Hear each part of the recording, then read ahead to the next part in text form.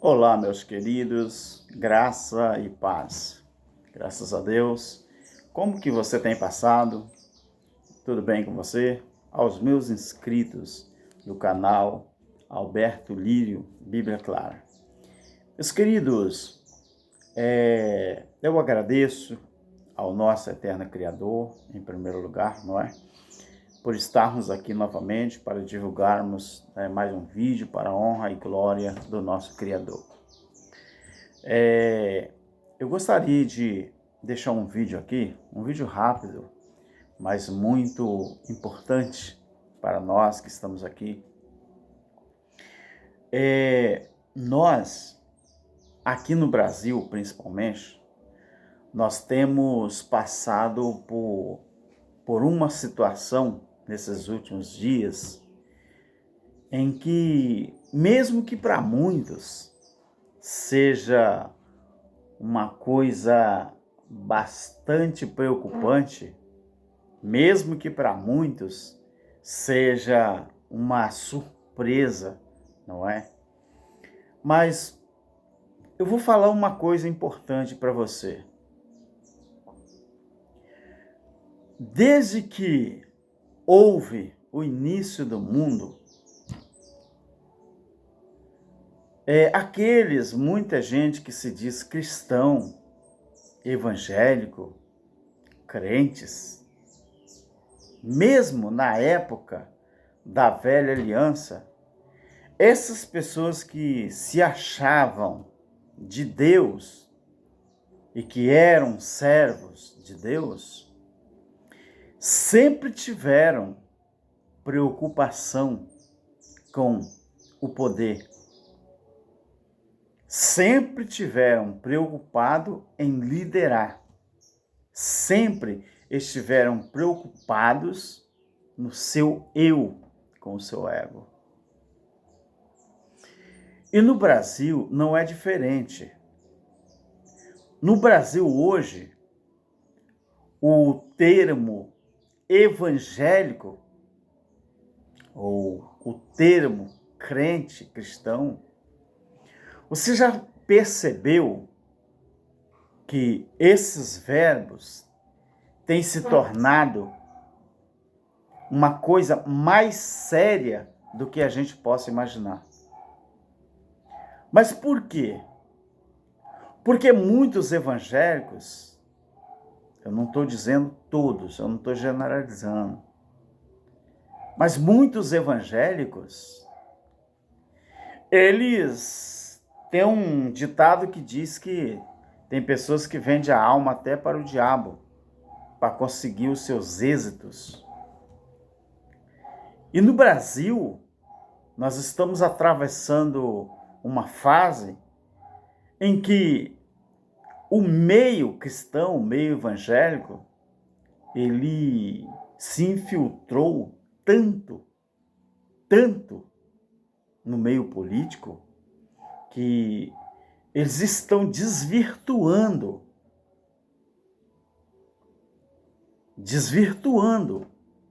o termo. Por quê? Porque se você pegar a história do nosso Brasil, desde que política é política, o meio religioso, ele sempre esteve infiltrado na política, mas sempre querendo o poder de também governar, de também se sentir importante no que diz respeito a liderar. Alguns dias atrás, eu estava conversando com um pastor. Esse pastor aqui, tá, irmãos? Eu coloquei com X, tá? Não é com S, não. Então, alguns dias atrás, eu conversei com um pastor e eu perguntei a ele assim: pastor, quem designou o senhor a mandar em pessoas? Quem que chamou o senhor para dirigir pessoas? E ele disse: como assim? Eu falei: porque vocês, desde que vocês se acham na posição de pastores, vocês acham que tem o poder de mandar nas pessoas, não é? Quem designou vocês para isso? Ele falou assim, mas nós temos o chamado de Deus. Nós temos o chamado de Deus. E eu perguntei assim, e eu, pastor? Eu posso colocar um CNPJ, uma denominação e também ser pastor? Ele disse assim, o irmão tem chamado de Deus? Eu falei, querido, mas se o senhor pode, se outros podem mandar na vida das pessoas, recolher dinheiro das pessoas, por que eu não posso? O senhor é diferente de mim? Eu sou diferente do senhor? Se o senhor pode, eu também posso. E ele engasgou. Então, queridos, essa coisa de pastores, missionários, missionárias, pastoras, colocar denominação, registrar um CNPJ no cartório para começar a arrebanhar pessoas, para começar a arrecadar dinheiro, pregando mentira, isso é balela, isso é história. Enquanto eu e você temos que trabalhar normalmente nas nossas profissões para ganhar o sustento da nossa família, eles não. Eles querem ter o poder, mandar, dominar a vida das pessoas e com isso arrecadar milhões. É muito dinheiro. Não estou falando aqui de pouco dinheiro. Talvez esse seja a pior fraude que existe no mundo. Então a política, a religião, ela sempre esteve envolvida com a política. Então, queridos, se você acha que para você ter acesso a Deus, você ainda precisa ter uma ponte chamada religião, uma ponte chamada denominação, uma ponte chamada pastor, missionário, se você acha que seu acesso a Deus, ele só é possível se você estiver frequentando uma religião, uma denominação, se você estiver obedecendo um líder religioso ou uma líder religiosa, você ainda não entendeu nada da cruz. Quando você estuda João 4, a conversa de Jesus na sua manifestação, o Pai se manifestou como Filho. Naquela conversa, você já viu ali, há 2000 anos atrás, aquela conversa, quem que ele acha está chamando de verdadeiro adorador e quem ele está chamando de falso adorador? Nas entrelinhas, querido. Nas entrelinhas ali, o verdadeiro adorador é aquele que não precisava ou não precisa de monte e nem de um templo físico para adorar o Criador.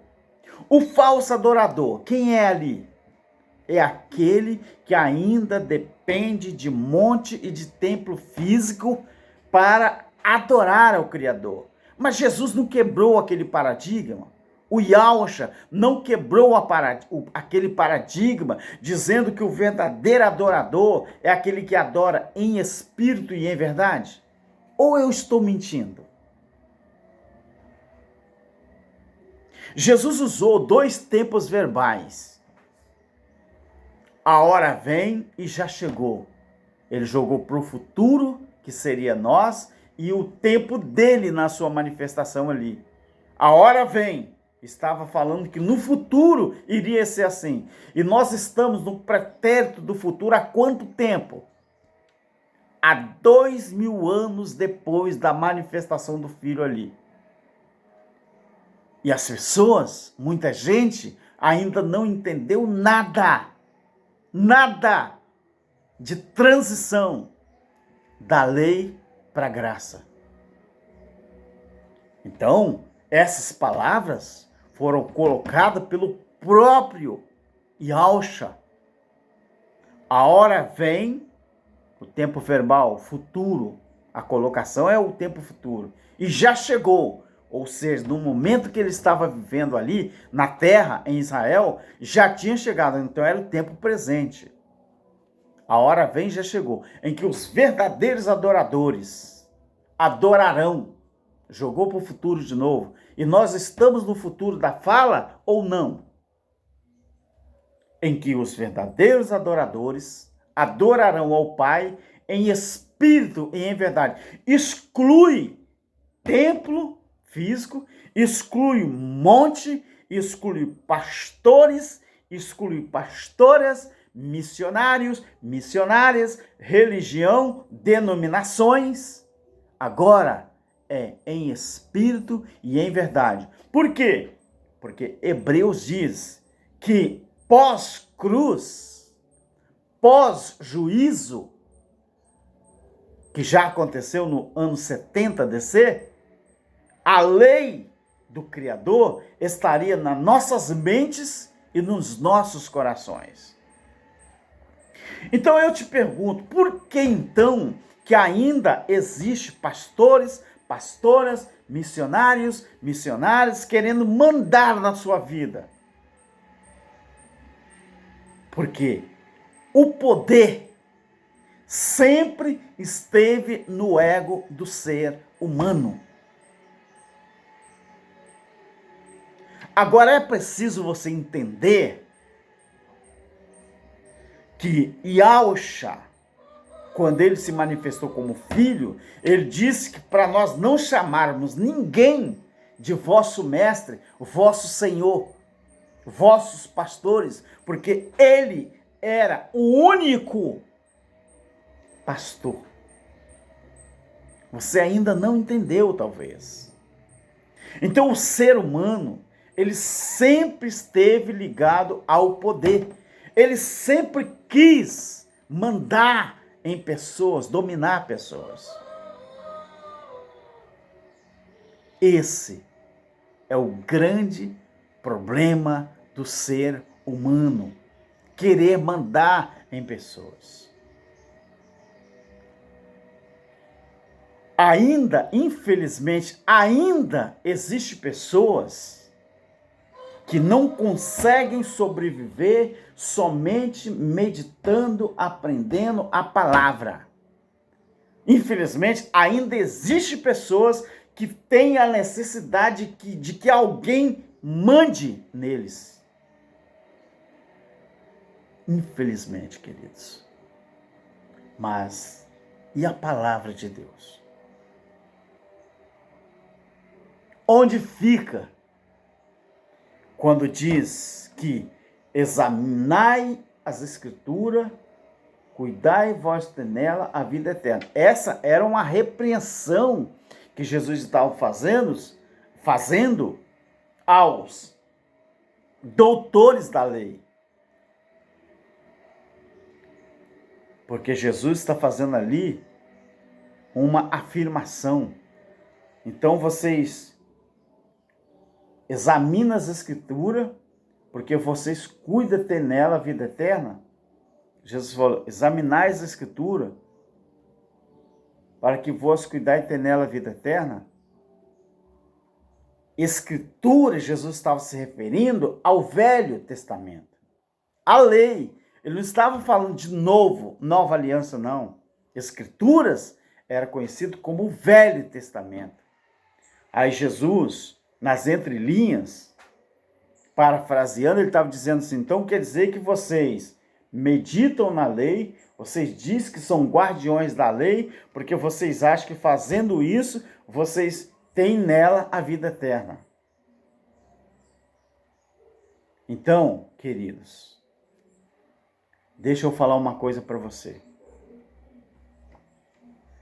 Seja uma pessoa liberta do sistema religioso, da tradição religiosa. Aprenda a viver dependente somente do Criador. Aprenda a viver e a colocar em prática aquilo que está na palavra de Deus, no seu coração e na sua mente. Você tem que aprender isso. Porque enquanto você achar que você precisa de uma religião, precisa de denominação, precisa de pastor, de pastora, meu querido, você está redondamente enganado. Porque nós já estamos depois da cruz. Já passou o juízo, já aconteceu. Hoje, vivemos a era do evangelho eterno. Não é mais o evangelho da lei, não é mais o evangelho da graça, não é mais aquele evangelho não, querido. Nós já estamos numa outra fase. É a fase do evangelho eterno, ou seja, perpétuo. Aquele que proclama Apocalipse 14, 6. Aquele que é proclamado.